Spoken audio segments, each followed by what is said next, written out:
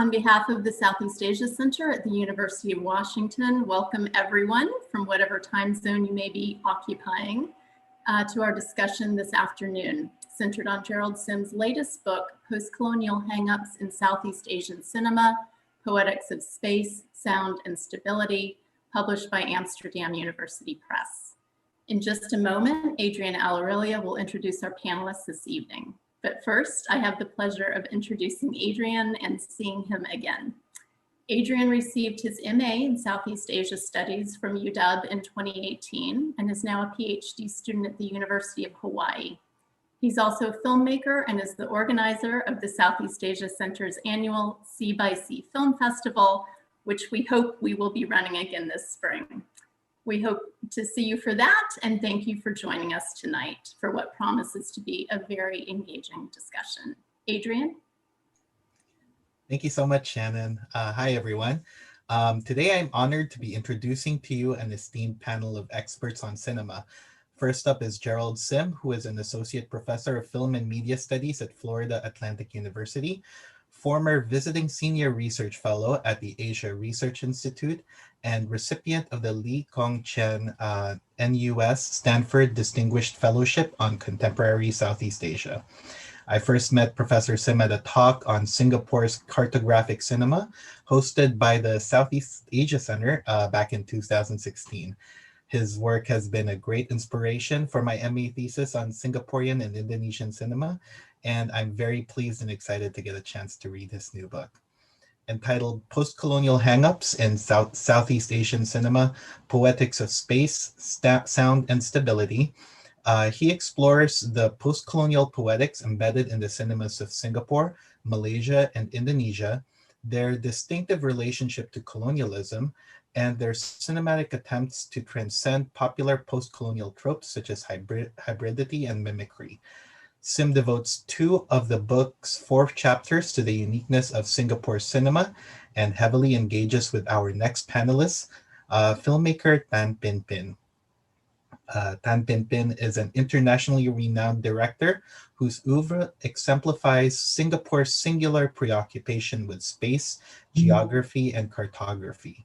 Her films are a joy and enigma to watch and reflect on about memory, history, and film's Sisyphean task of trying to capture everything for posterity.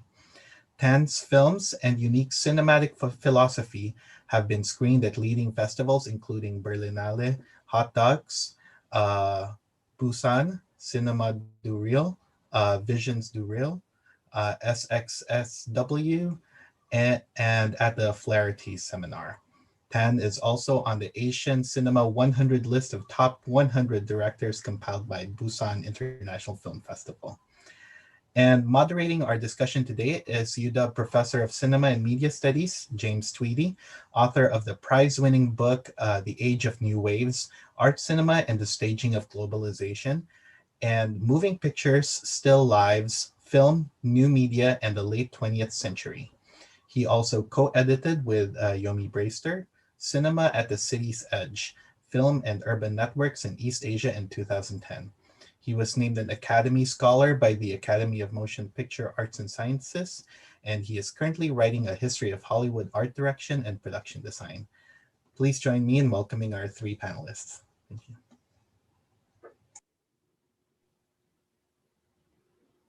Thank you, Adrian. Thank you, Shannon. Thank you to the center. I mean, this is a great opportunity to hear 2 people talk about the cinema of Southeast Asia, especially of Singapore. One who has thought about and written about film from a historical and theoretical perspective, and someone who has spent her career making movies in the region. So this is a great opportunity for all of us to hear them reflect on their work. I wanted to start by asking Gerald a little bit about where the book came from. I note that the book is dedicated to your mother, and you talk about going to the movies with her, and that suggests to me that any book that's dedicated to somebody's mother clearly has some kind of deep personal significance. And you talk in a sense about being a child and going to the movies, and the book is full of these rich stories about the life of film going in Singapore. So I wonder if you could talk a little bit about where the book came from and how, let's say, these experiences over a lifetime, including childhood experiences, brought you to this book. Well, thank you, James. It's a pleasure to be here. Thank you, University of Washington, for the invitation. The university and the center have been really supportive of this project from the very beginning. So I'm really grateful for its continuing support. So, what I remember, really early on in my life about going to the movies is that usually it was my mother that brought me, and some of the she would never just bring me and just sit me down, right? There was always a little, pointing here and there to make sure that I noticed the architecture of the theater, and little details like that. And she was also responsible for my fluency in Malay, and that has a direct sort of causal relationship to the first part of the book that was actually written, which is the chapter on Yasmin Ahmad, the Malaysian filmmaker. And well, when I first saw those films, I mean, I heard about them from friends who had just seen them in film festivals in the States. I think it was in San Francisco, and they were just insanely well received. And I took a look at them just to see what they were all about, and they were clearly very intertextual. There were films about other films, and they were clearly made by someone with a big well of knowledge about world cinema, which she reinforced with her blog, when she was still writing it. The thing about those films, and the first film that I saw was obviously, not obviously, but Sepet. And in that film, she sort of leaned really heavily, because, as an academic, I'm kind of sensitive to these things. She, leaned really heavily into quotes and an engagement, a political intellectual engagement with Frantz Fanon. And to me, that just gave me the freedom to hold her, I guess, accountable, right, for the way in which she was using Fanon, which I thought was not completely accurate. But at the same time, I also found myself laughing at really quiet moments in the film, and I wasn't sure if I was supposed to be laughing, because there were moments in the film when nothing was theoretically happening or ostensibly happening, and there were moments when nothing was being communicated, ostensibly again, right? And there were moments of linguistic interplay, and just being sensitive to those things was made possible, again, because of my mother's fluency in Malay. And so the first work that came out of that interest, or that series of thoughts, was an essay about Yasmin Ahmad, first published in Film Quarterly, and in an expanded version in Positions. And as part of that sort of expansion, right, as thoughts sort of built into new thoughts, I started thinking about post-colonial theory in general, and how they're dominated in the academy by really just a handful of theoretical writers, and just a handful of aesthetic tropes. And while these films, for example, by Yasmin Ahmad, presented themselves as relevant, right, as thoroughly applicable, suitable, right, for this post-colonial canon. To me, it just didn't seem to fit, right? Like Southeast Asia has a really different, radically different political context. It has a, it comes from a post-colonial tradition that's really, really different. That's almost devoid of Marxism, for example, right? That has a very, very positive memory of colonialism. I mean, that's a singularly unique Southeast Asian narrative. And so while you can, in a way, say that Southeast Asia has a post-colonial culture, it does not have an anti-colonial culture. And this comes from its origins in Cold War politics, its existence, right, in as its status as a geopolitical arena that was vital in the Cold War, the result of which, these post-colonial independence movements, had strings attached, right? And as part of that deal, not necessarily directly, but certainly as a determinant factor, colonial governments were replaced by fairly authoritarian governments. And so because of that, the politics, the civic life, the cultural institutions, for example, were on one hand structured by the Cold War, but also maintained maintained locally by states with Western democratic civic institutions, like parliaments, for example. And so the West, right, has to a country in Southeast Asia, let's say, since we're talking about Singapore, the West to Singapore is different. The attitude towards the West is different. The attitude towards the colonial West is different from the attitude in India towards the colonial West. And the West is this place where, to put it quite glibly, it's the place where free speech comes from, right? It's the place where civil liberties come from. And so the theories that were most popularly used in post-colonial film studies seem to me to be really unsuitable. And so I started, filling that space, filling that void,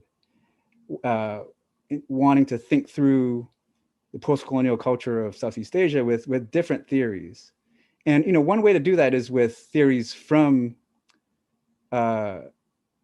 indigenous cultures, right? Southeast Asian theory, for example, right? Just like there are, new books about Chinese film theory and Japanese film theory, but that wasn't my area of expertise. And I'm not schooled in local theory of any form. So I did not want to use the regular post-colonial theories. I just wanted to use like non-traditional theoretical work to try to understand the post-colonial culture of Southeast Asia. And one of the ways in which I do that was to retain this notion of national cinema. So the chapters are divided into national cinemas. And in film studies, the state of the nation, right? The notion of the nation is, called into question, has been called into question for the last couple of decades, but it retains a usefulness, right? A useful but limited way, obviously, to be attentive towards the cultural specificity and diversity of the region. And in organizing those chapters according to nation, I first wanted to identify what was particularly important to each nation. And for Singapore, that was space and geopolitical location. And the more films I saw, the more art I kind of consumed in Singapore, the more it became obvious, right, that space is the most important, the dominant thing that people were thinking about. Like I was in the country when there were multiple exhibits in the downtown area that were kind of there, that existed because of the 50th anniversary of the country of independence. And it struck me that every exhibit was a map. Like it was either maps or atlases, and it was just, you could not get away from that, right? And so as I turned my, as I turned that perspective towards films seemed to also be this this lens through which the country sought to understand itself. Like it almost could not understand itself in any other way, which ultimately drew me to the films to Pinpin's films, because her films are all about space. Like even when they're about people, even when the films are a series of interviews about people, even if on the surface they're about personal narratives, they're still about space, right? So I think her most well-known film, Singapore Gaga, it's a film about Singapore's soundscape, the sounds you hear, right, in different parts of the island. But even though it's a film about sound, it's still a film about space somehow, right? And this is despite the fact that the film made in its time, right? The sound recording wasn't completely perfect, but it still gave you enough of a sense orally of the fact that this existed in a particular place. And so now that I was on to her films, then the more I looked at it, right, the more I understood what Singapore was about, and the more I understood her films, the more I sort of concluded that her films were the sort of the most accurate, most succinct, like the deepest treatises, right, about Singaporean identity, because her films are all about space. And not just any space, right? Her films are always tend to drift towards in between spaces, infrastructural, just pieces of public infrastructure, for example. And so I'll stop there, and I'll turn this into a question. Is that like a conscious decision on your part, Pinpin, like to always be sort of spatially aware in your filmmaking?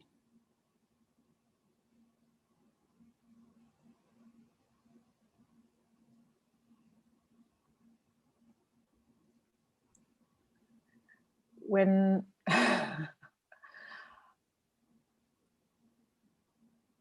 I always begin with a frame, and I remember when I was taking photographs, started off as a still photographer.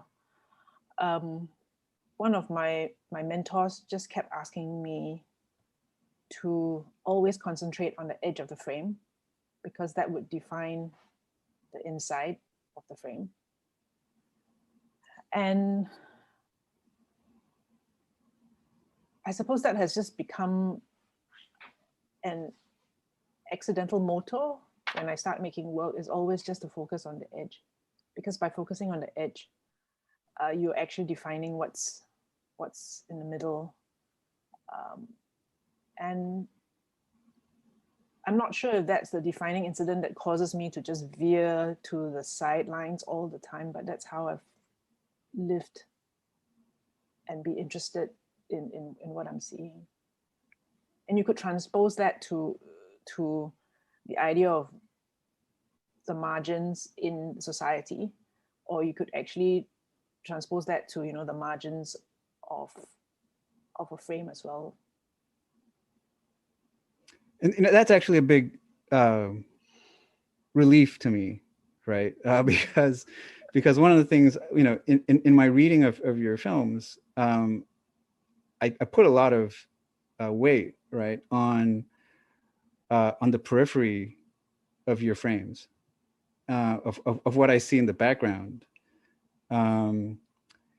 in in finding like motifs, for example, right? And when you do that, and I've gone so far as to write a book about it, but it's a relief, right, to know that I wasn't, that this meaning didn't isn't an invention of an overactive imagination. But one thing I wanted to also ask you, because one thing I commonly say when I talk about your films to provide context for who you are and your biography is to mention that you're the child of architects. And I don't necessarily go into like why, like, or the significance of that. What goes unsaid, I kind of assume, right, that it sensitizes you to space and structure and design and the relationships of those spaces to people in social lives. But I've never really sort of thought that through or connected all those dots. So if you could do that for us, right? I mean, to those of you in the audience, like Pinpin and I are acquainted, but for some reason I've never actually talked to her about her films. Sort of never found a way towards her films, actually, which is odd. But more like you tried, and I kind of always talked about something else. Oh yeah, so you can't escape now. So I'm gonna have to put you on a spot. So I mean, was that history sort of meaningful? I guess it's kind of like asking a fish about water, right? It's just the environment one grows up with, and one really doesn't think too much about it. And then until I realized how unusual my environment was when I compared myself to my friends. I grew up with parents who thought nothing about, as we're driving to my grandmother's house, we would be stopping halfway when my father and mother see something they're interested in, and just getting out of the car and without asking for permission, sneak into work sites to look at other people's half-built houses. And this is like with 3 really young children walking in these muddy, dengue field construction sites just to see where the staircase is placed. So that's how I kind of spend my childhood, either waiting in cars while my father and my mother examined buildings that they were involved in or not involved in, trespassing on other people's buildings, or bringing us along to examine spaces really that were in the process of being created. So I never really got to see the finished buildings. I always got to see half-finished buildings. And then within that half-finishedness, trying to imagine what the finished buildings would look like.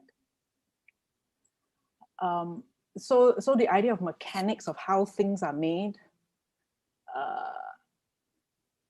the process of coming to something has always been germane to some of the themes of, it's a germane theme to a lot of what I do, just trying to understand how things come to be. The other thing that probably was, for better or for worse, something I absorbed was that you don't always have to ask permission. And if you arrive and you're nice to people who are there, they might let you in. Or if they're not, then you just say thank you and go in.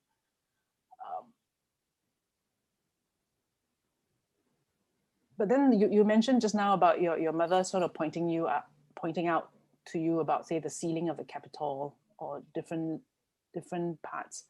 So there was just a lot of that going on. Like, oh, the kind, why some trees are better than other trees, because they shed a lot of leaves, and then it's very hard for the cleaners to maintain the road. Really banal. But as a young person, you're thinking in terms of how environments create emotions and memory, and how those are very, very distinct decisions made by certain people. But I also wanted to talk about, since we're on the topic of childhood, an important tradition that we had in our family, which was to visit annually the gravesite of my great-grandparents in a cemetery that had, over the intervening year, become a jungle. So we have annual pictures of us posing beside a very majestic looking Chinese tomb in a very unruly and jungle-like gravesite year after year after year. And for me, it was always impressed upon us that, oh, this is, you know, your great-grandfather who came from China. And the idea of generations, the idea of descendants became, or the idea of a space being the ground zero of where one started. There was this idea of an origin story, and that being tied to space became just an important node in my practice as well. And not surprisingly, it became the topic of the very first film I ever made. It was a documentary called Moving House, 1996, which was about when the gravesite had, the whole gravesite, which was more than 100 years old, had to be exhumed because of the land was just too valuable for it to remain a gravesite. Yeah, that's a lot for me to think about. But I'll say this, like, you know, I mean, that's the thing that I really appreciate about your films, is that, you know, you don't necessarily seek the essence of whatever local identity is by trying to get at, you know, some kind of core or some kind of center or some kind of essential meaning. You know, you always kind of leave your audience to construct it by dwelling on the periphery, right? So figuratively and visually, and, you know, at the level of the frame and at the level of the narrative and the level of the spectator's imagination. And, you know, there's just a lot going on in those films. You know, I just screened Bicycle Thieves in one of my classes again, and you know, what's important about that film, right, is that it's shot on location, but in Rome, but with none of the sort of touristy sites of Rome, right? It doesn't, you know, the camera stays in the everyday lives, you know, where people live. And I think that that's something that you do a lot. And you kind of leave your audience to kind of construct, to kind of figure out what it is about what it means to be a Singaporean by looking around and thinking around what that meaning is. And so there's a lot, I find a lot in common with what your films generally do, and one of my favorite recent films from Singapore, which is Yellow Bird, by S. Rajagopal, I think. And you know, I mean, that film is, you know, includes these little anecdotes that happened in recent memory, but always tangentially, right? It's always this thing that happens in the background of the films, and so your films do the same thing, and that there's just a lot in the fact that you spend so much time in a film like In Time to Come, for example, on infrastructure, right? Transportation infrastructure. And not just in that film, right? You mean, in my mind, like in my personal sort of mind, the lingering image of your film is of drains, or of, you know, big canal drains, overpasses, like expressways, and but also empty expressways. And so it's never about and I bring up Bicycle Thieves, right? So it's never the familiar postcard images. And so it's important to me because of my conclusion that your films, more than most films, get at what get at what is important and what is most meaningful about Singapore. And I'll say that, you know, of all the things that you can say, among the many things you could say, right, about leaving your camera on the periphery, and not just on the geographical periphery of things, but in the social periphery of what's going on, where, you know, you spend a lot of time looking at these interstitial grass patches, right, next to pavements. People don't necessarily, you know, pay attention to them, and they have a very different meaning for locals and for non-locals, right? Because in time to come, for example, what's important is that, you know, those patches of grass are where foreign migrant workers hang out and spend a lot of time. And so in those moments of silent observation, right, you evoke politics, right, political economy, and you could say, I guess, in the wake of what happened in the pandemic, like, you know, social inequity, and could you say something about, you know, what your camera wants to find in those in-between spaces? I think it's interesting that you put it that way, because I'm just like thinking, even into Singapore with Love, right? It's filmed actually around Singapore, but there's nothing that's filmed literally within Singapore itself. Like a lot of scenes were filmed in Johor Bahru, for instance. So that's a very literal, Johor Bahru being the city in Malaysia just at the border of Singapore. And noticing that in time to come, all the interstitial spaces are in a way the star of the film. In time to come, a lot of the material was filmed during SG50, 2014-2015, and that was when Singapore had this massive year-long celebration, celebrating its 50th year of independence. I didn't mean to film it at that time. It was just the way the grant process worked. It ended up I was filming a lot during that period. And if you had gone through that time, it was like fireworks. It was the equivalent of having fireworks every night.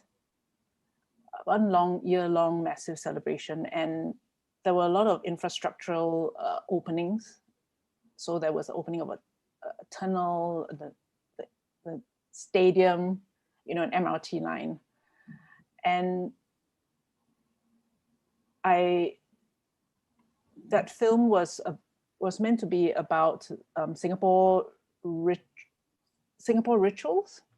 And I just thought, opening ceremonies would make a great Singapore ritual, or the way that it is held in Singapore. The more I filmed, the more I realized that I think my film cannot be about the opening rituals itself. It had to be about what happened around the rituals. So you would see the buildup of the scenes, you know, people gathering for the VIP arrive, and then it would just be cut. And then we would be moving on to the next scene. Or it would be cut to, you know, an underpass in the middle of the night.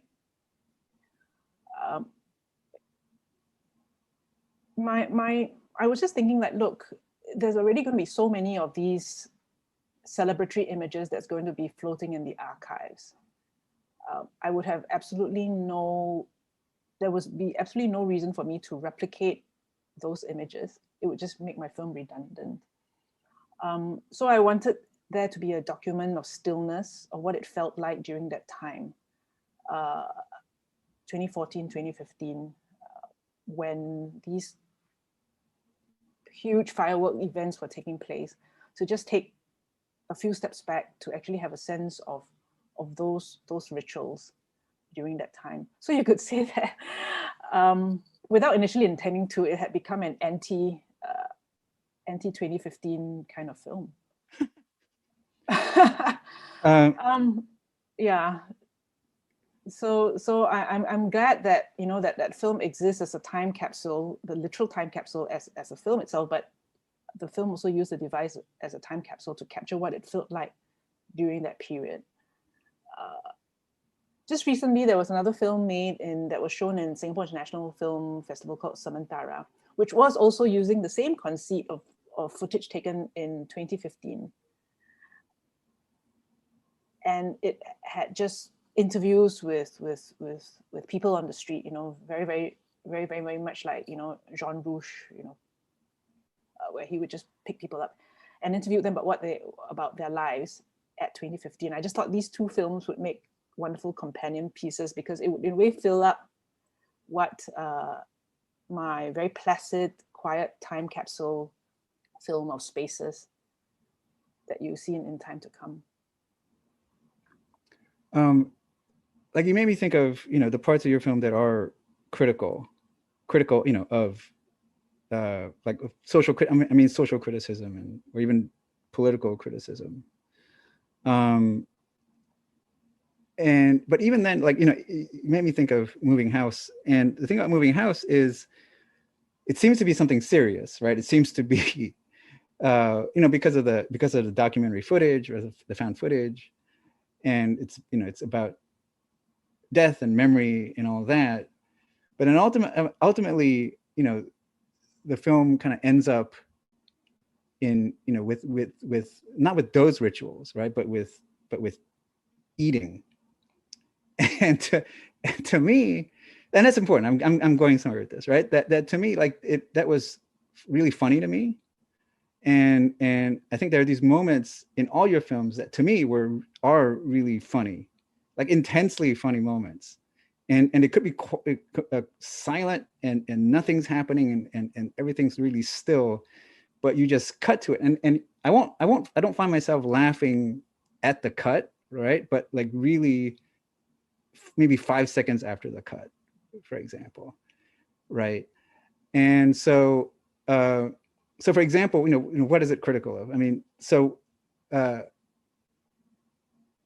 moment that I remember really laughing really you know, loudly to myself at was the scene in Time to Come where the kids are in school and in perfect rows reading, you know, the newspaper, invigilated by, you know, teachers, like walking between, you know, these perfect rows.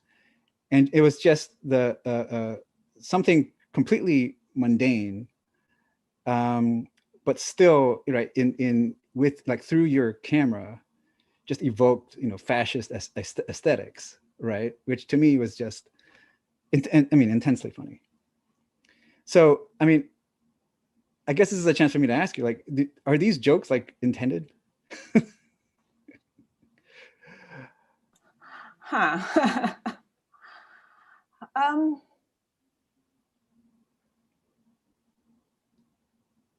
I suppose it's like, who do we make the films for, right? Do we make films, who are our intended audiences? And I feel that first and foremost, the films that I make are really exploration, are reasons for me to visit places I would never otherwise visit, that I'm curious about. And they also answer questions that I have. And making films give me a reason to take the camera and go seek out the answers to some of these questions. For that scene in Time to Come where you say that they're just, for people who are not familiar, it is a scene where before school starts, some schools have what they call a compulsory reading assembly. So before they start saying the pledge, the students have to have a book or something to read, and they cannot be looking at their phones. In my mind, when I first saw it, I just thought, my goodness, is that even enforceable? And yes, it is enforceable. And I was just chatting with my teacher friends. It happens in quite a lot of schools, compulsory reading. So it gives you an idea of Singapore rituals that we have all taken for granted, but other people who would find it really, really unusual or find it funny. and the film is really about a collection of these rituals that are so commonplace but are defining, I think, for Singapore. I mean, the idea of okay, so I'm sure they think, okay, we need to instill the reading habit, but to actually do it in the way that it has been done, that was shown in the film, for me, is emblematic of Singapore. And I just wanted to catalog these instances for in time to come, relating it to the 50th anniversary of Singapore. Oh, sure. Yeah. I mean, I'm thinking of another thing that I found funny, and I'll go back to earlier Singapore Gaga, for example, and the busker. I forget what his name is. The busker in the subway station. He was performing. He was singing his song, and he was providing like this percussion with his clogs. Yeah. That guy, and I mean, he's clearly kind of borderline insane. Well, maybe I should take back the word clearly, but it's unhinged to a certain degree. But you don't ridicule him, right? You clearly don't make fun of him. And but what you do make fun of is the station agent who comes and tries to get rid of him, right? For some reason, the guy who's trying to impose order onto this insanity is the bad guy. But the reason I bring up the humor in your films, right? The humor that I find in your films, and I think I can call it the surprising humor that I find in your films, because your films are usually really quiet and understated and languid, is that they lend a kind of a real emotional complexity or affective kind of complexity to your films in a way that is fairly uncommon in other, I guess, fairly famous films from Singapore. So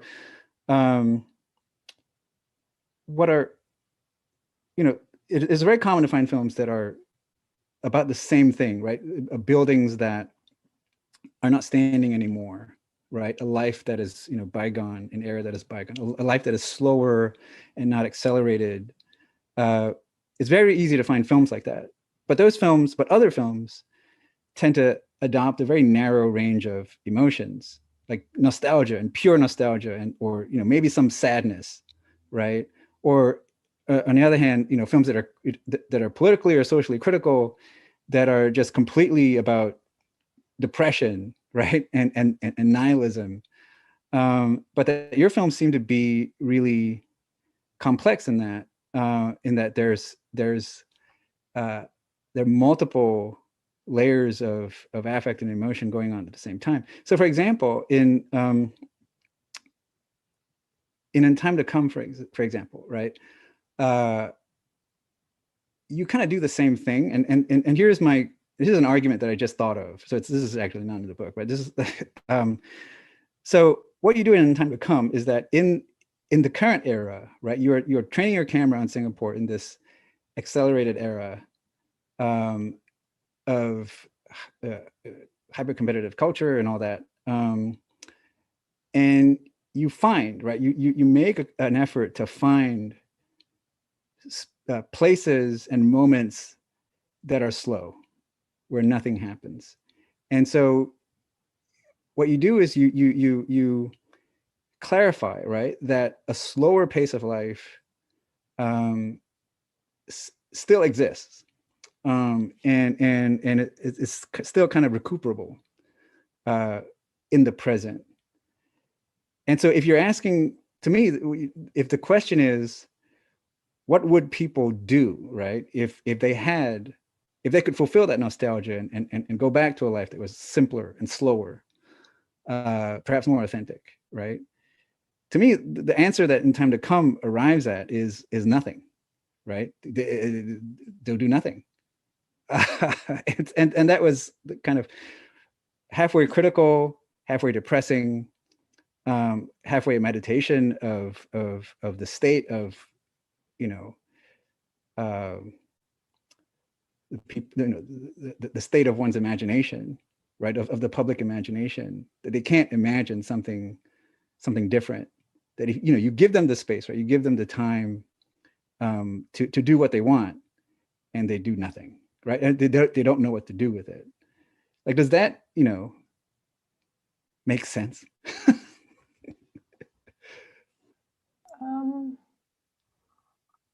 I think a lot of the films that focus on nostalgia in the Singapore context refer to, I mean, they're nostalgic for a myriad of things, most of which is of spaces that no longer exist. I think it's even hard to me to even imagine the question that you pose is, okay, let's say if we were able to turn back the clock before the wrecking ball had attacked this way of life, what would they be doing, you know? So I think for In Time to Come, it was just a chance for me to not give them that opportunity and let them soak in the present.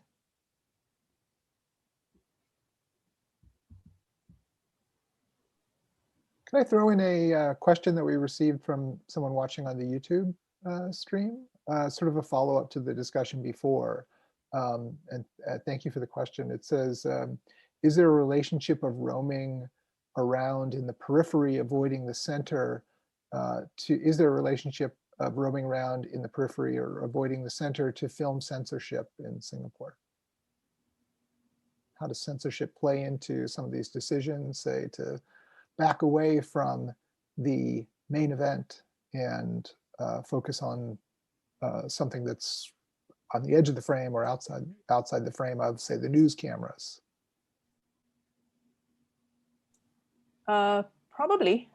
I could say that maybe that could be a tactic that a lot of people making work in Singapore would do. But for me, it just serves one of several other purposes. I mean, going back to Singapore with Love, you know, it was specifically about exiles living outside Singapore, so obviously the periphery, but it was totally on point, the outside being the whole point of the film itself.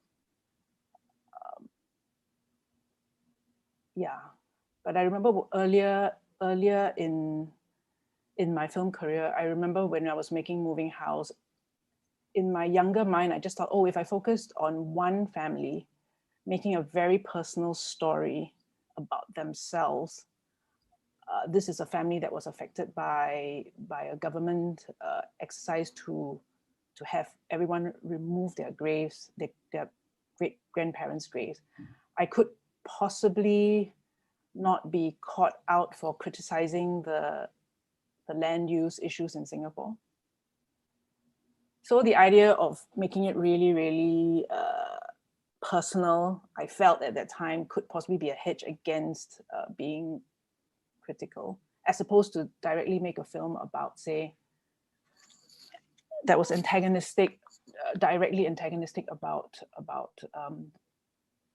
the use of the reclaimed land, you know, for housing. So there were these different tactics that a maker in Singapore can use, and that was just a few of what I had used. I mean, if I could follow up on that, I mean, I have this, you know, the opinion I always give, right, about to Singapore with Love, which, you know, if you haven't, to the parts of the audience who have not seen it, it's a series of interviews with political exiles who can't return. So that's, you know, what Pin Pin means when she says that, you know, none of the film actually takes place in Singapore. But I guess that's the only film that has ever been like whose exhibition has been regulated, right? Of your films? I think a short I made in 1998 called "Love Me Now" was also banned. So it's the second film. But this one, I mean, I would say clearly like the more famous instance, right, of banning. And to me, that was really ironic, right? Because of all your films,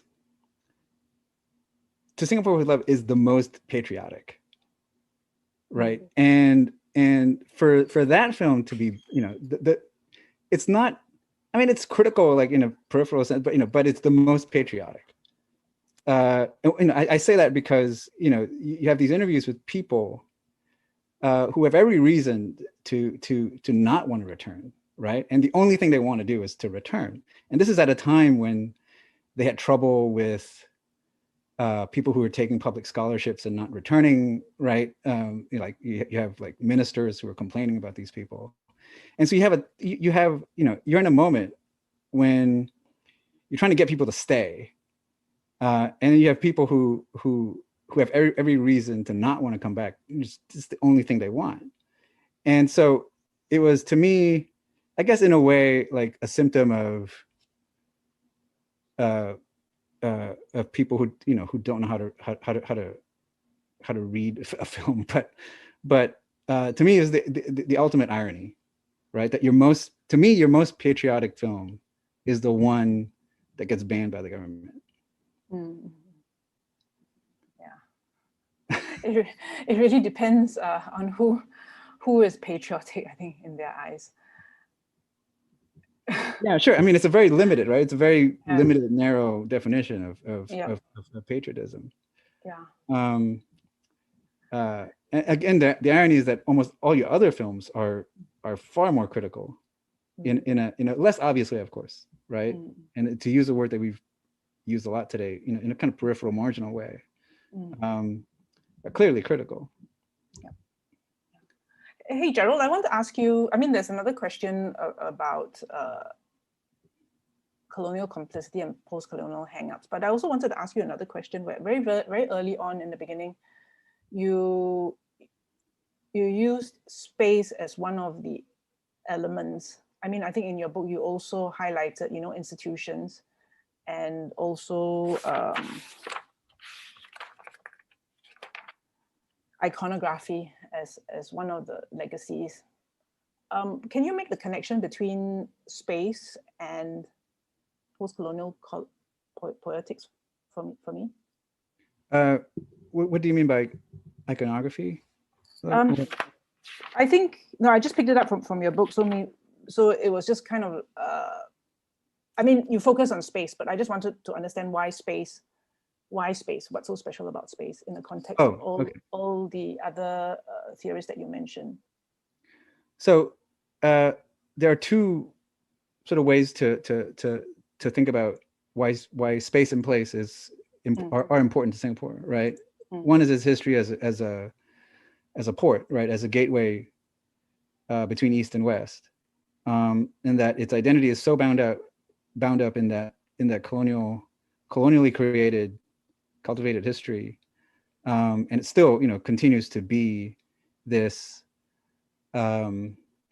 defining element of its identity, right? It still seeks to be, even though the port is still really busy, that every other aspect of the economy that it wants to cultivate, right? It wants to be a hub, right? It wants to be a hub of regional activity. It wants to be a landing point, a place of transit for the West, for people from the West who want to go to the East, for people from the East who want to go to the West. So it continues to be, right, this definitional part of its character, and it's all about space and there's one space on the map.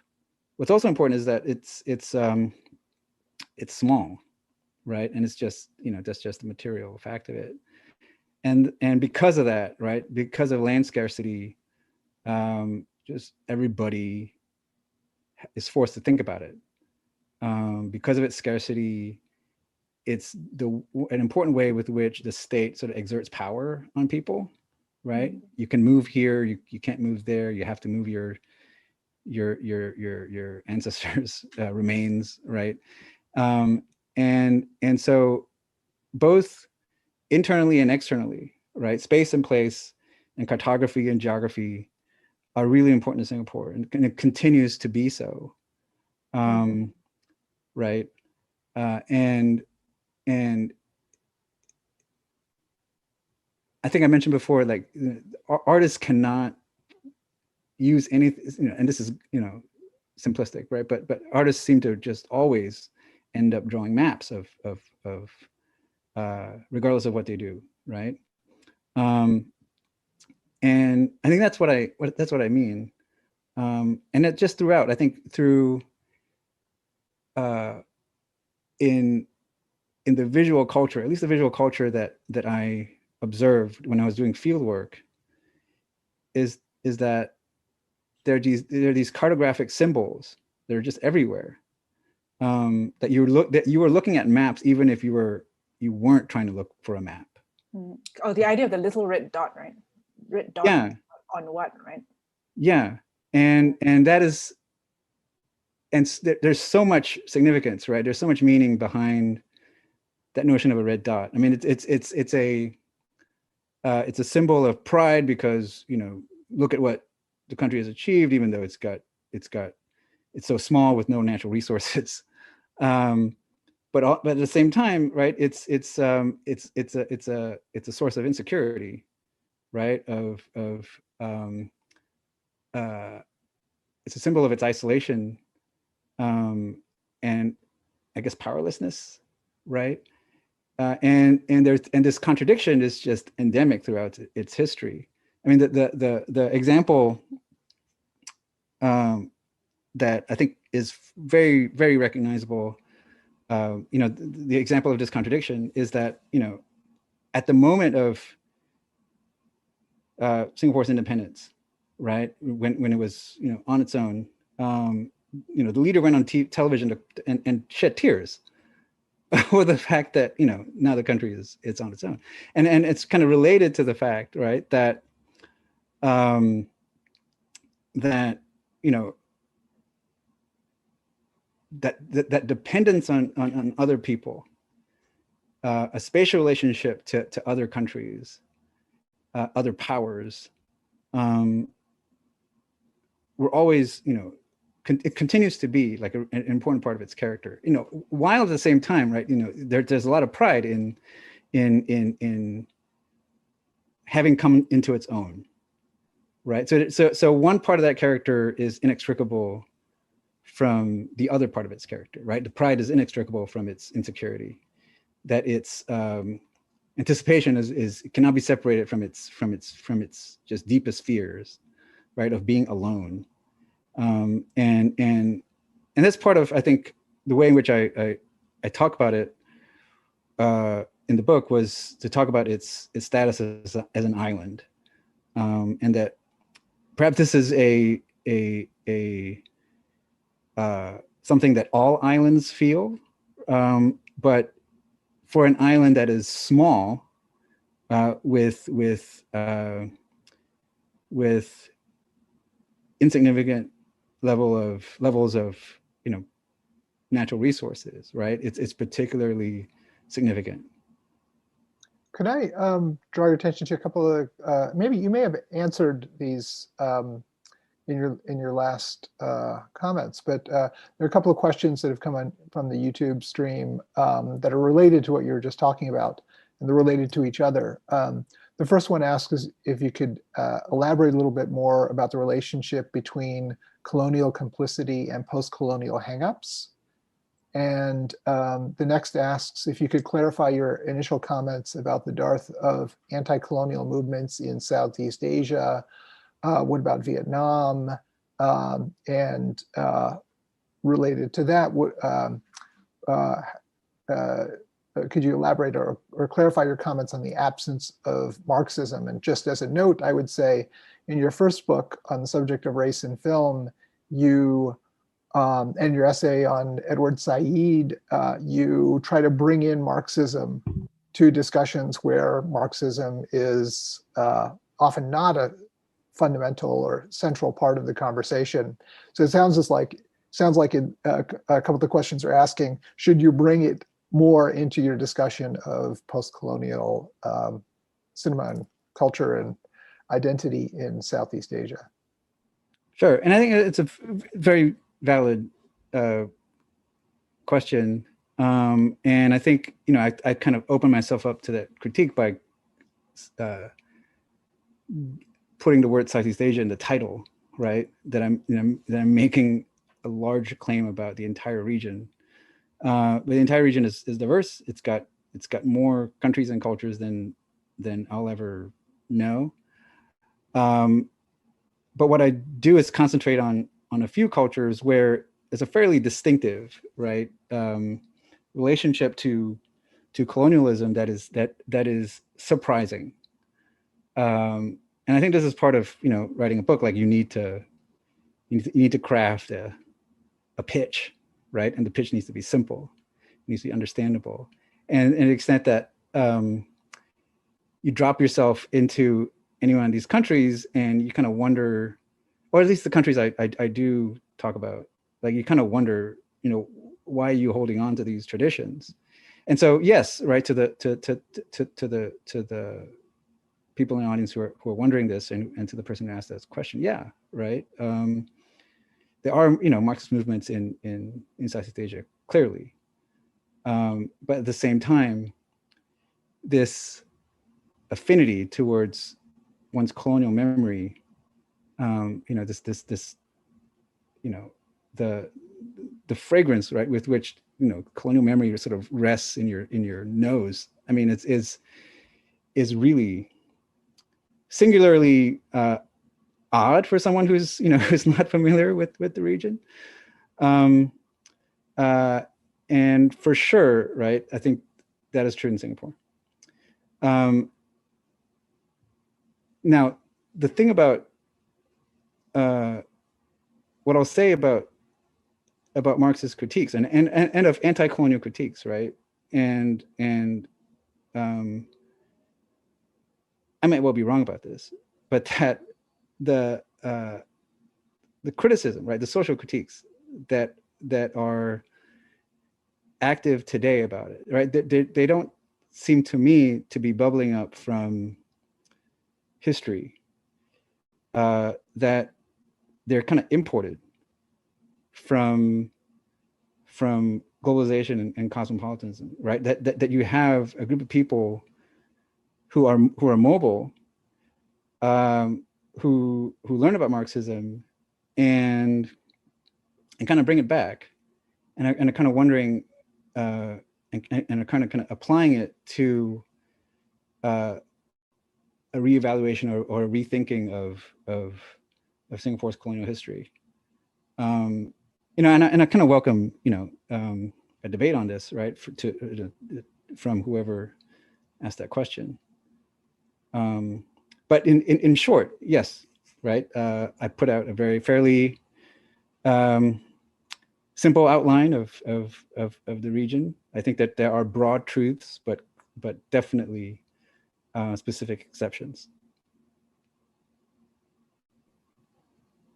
I'll just note that a lot of the times when you refer to postcoloniality and variations on that term in the book, you attach another word to it. So postcolonial myths or an unfamiliar postcoloniality. So you're always trying to add some kind of nuance to the imported version of postcolonial theory that's often applied more globally.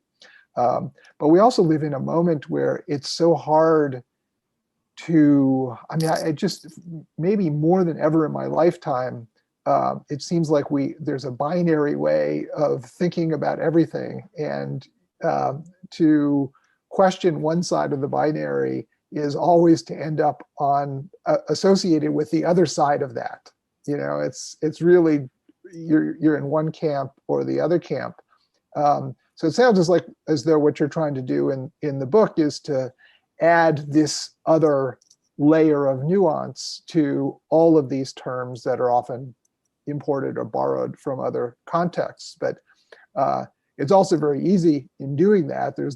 One always runs the risk of being associated with the opposite camp by critiquing the other side. And for some reason, it's just I don't know if everybody, I mean, this is just sort of an idiosyncratic observation. Maybe other people don't feel this way, but it just seems like at this moment in time, it's much, at least in the United States, it's much harder to do that than perhaps it's ever been.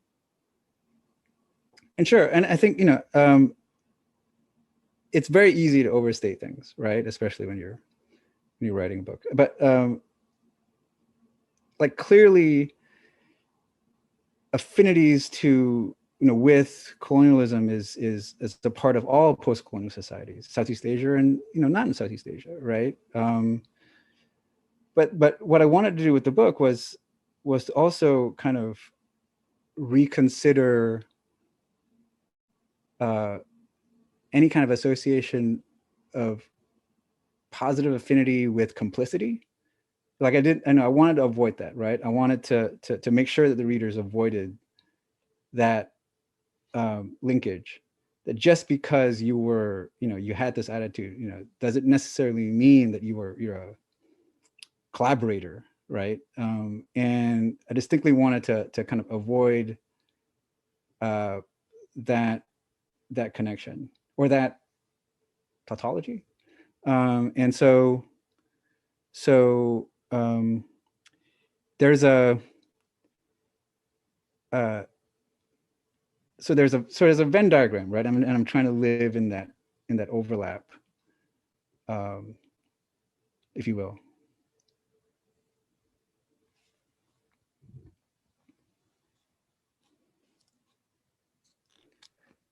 Well, you know, I had a number of other questions I want to ask. Maybe I'll just throw this one out here. And I note that you basically begin the book with images of movie theaters, and my own introduction to film came largely through this, very similar to what you're describing, Gerald, of these, you know, personal experiences, not just of movies, but of the theaters, you know, the whole experience of going to the movies. That's really changing so dramatically these days, obviously under the at least in many parts of the world, in the pandemic. But I wonder, for both of you, is there a Gerald, is there a theater? Is there an experience of the movies that for you defines the condition of Singaporean cinema in Singapore, or perhaps other locations in Southeast Asia? Is there a way of going to the movies or a site that sort of encapsulates what it means to go to the movies, watch movies in that area? And Pian, is there a place where you imagine your movies, your films being shown? When you make them, do you have a screen in mind? Do you have a theater in mind? When you were first thinking about becoming a filmmaker and you imagined what it would be like, was there a particular kind of setting? And I wonder if you could talk about some of the implications of that. What does it mean that that's your sort of iconic theater or space or experience?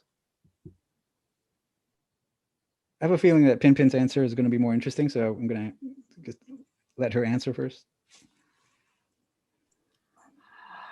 Interesting. I mean, when I became aware of this idea of a film platform, I just thought, oh, wouldn't it be great if it was shown at such a festival, you know, whether it's Sundance or Berlin or Cannes and all that. But when I first made my first film, I wanted it to be shown at the Singapore International Film Festival, first and foremost. Yeah. And so that was how Singapore Gaga was shown in, I think, the 2005 edition. But I didn't anticipate that it would be that way. It was actually shown at the fringe part of the festival. And the fringe part of the festival was kind of like a sidebar of a sidebar. And in my mind, not being aware of the hierarchy, I just thought, sure, why not? It's, you know, Singapore International Film Festival. But when I went into the cinema, I realized that the seats was just a repurposed meeting room in the Goethe Institute, which was very supportive of film culture in Singapore at that time.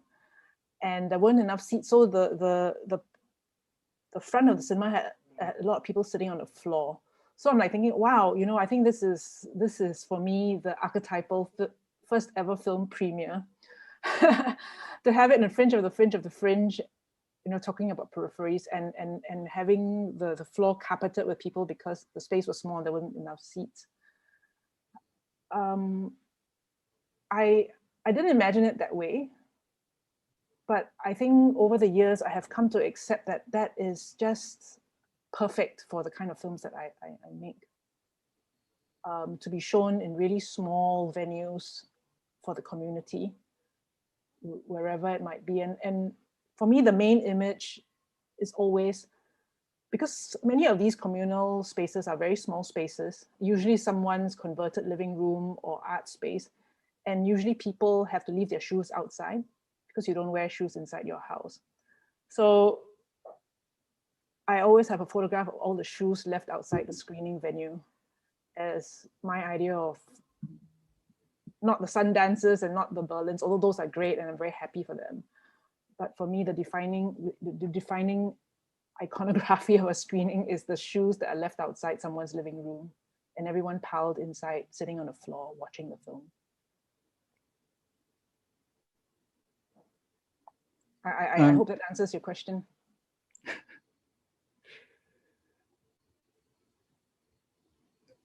I mean, my answer to the question, James, is that, you know, the theaters in my memories are gone, and it didn't need the pandemic, right, to change film culture. I think for a while now, right? If you board a subway, like everybody's watching a film on their phone. I mean, that it does not, it by no means means that, you know, people weren't going out to watch the movies in the theaters. I mean, people were still doing that. But the theaters, right, the single screen theaters that I start the book talking about, I mean, they're gone. You know, anyone that is kind of still standing has been completely kind of repurposed. I mean, those spaces are just too inefficient as a use of space. Like, you know, just economically unsustainable. And so while film going continues to be, you know, or Singaporean film going continues to be one of the highest per capita, like, in the world. And even though local film culture is actually pretty vibrant, like there are infinite amounts of like opportunities to watch a fairly diverse slate of films, that for most people, right, for the regular person who goes to the movies, they're going to movies in a multiplex, in a fairly, you know, square multiplex, with maybe bucket seats, and, you know, and they're watching whatever is in a multiplex here, right? And it's whatever in the multiplex in AMC or Cinemark, for example. And in fact, you know, it might actually be before, right, Americans get to watch these blockbusters because of, you know, privacy prevention and all that. So that nostalgia, I would say that nostalgia is fairly authentic, even though I try to complicate that in the film. Does that, hope that kind of fills in some blanks, James? Yeah, thank you both. Thank you both. I'm always curious about this.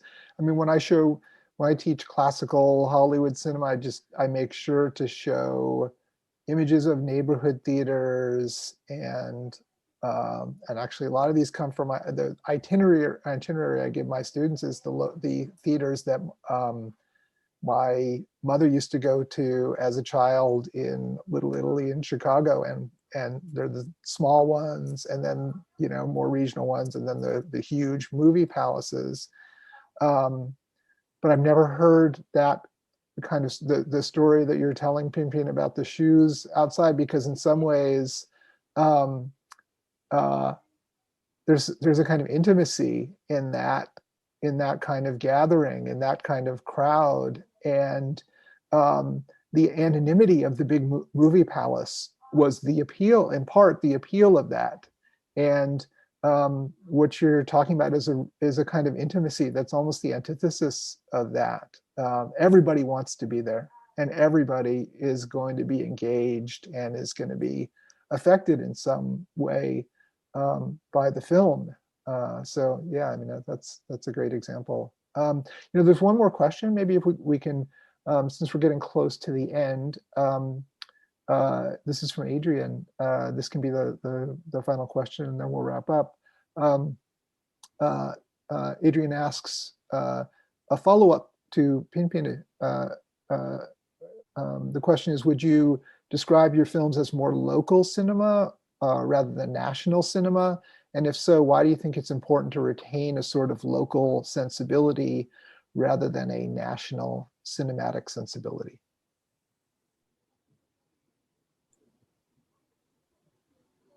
I suppose when you mean local, you mean just like for the neighborhood, and national maybe for the country. Is that what you mean, Adrian? Because if that's how I interpret it to be, then I do feel that I think my primary audience, first and foremost, is people in my community, in my country, and I'm quite not just for my neighborhood. I talked about leaving your shoes and slippers outside the door. I meant it as a distribution strategy rather than who it's meant for. In my mind, it would be great if every available space becomes converted to a screening venue on certain days of the week, and people can just pile in as and when, wherever it might be. It doesn't have to be a purpose-built cinema with a capital C, with a perfect Dolby sound system and all that kind of stuff. Because for me, at the end of the day, after trawling through the circuit, all kinds of circuit, from the A-list festival circuit to the sort of neighborhood hole in the wall, I just feel that for a filmmaker making the films that I do, the connection with the audiences and the conversations that are engendered after each presentation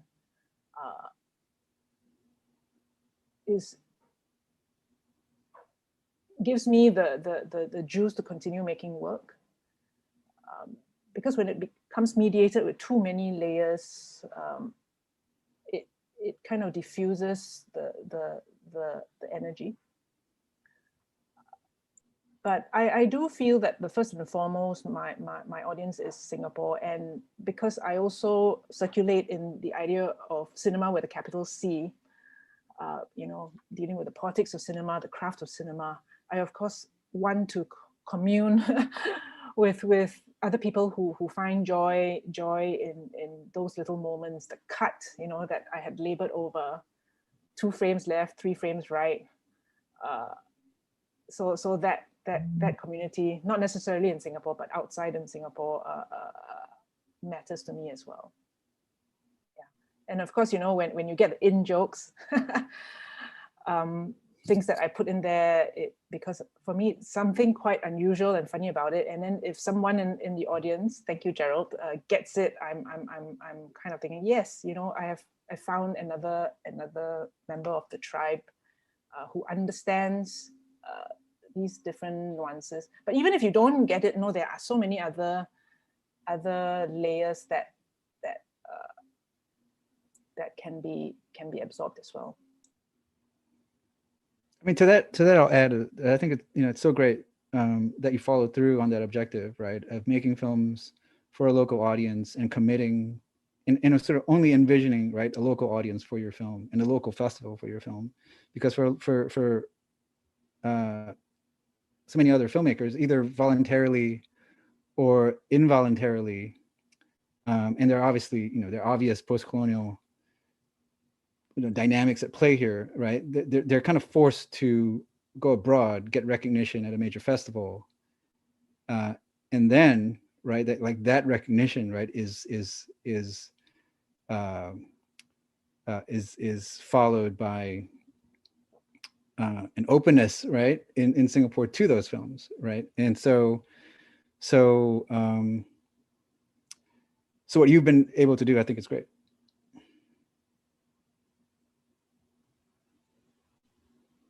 Well, thank you both so much. It's really been a pleasure to listen in on your conversation. I've learned a lot about film in Singapore and Southeast Asia. Want to bring back Shannon to make some closing remarks. And thanks again. And thanks also to the people who asked questions on YouTube. Thank you. Thank you all.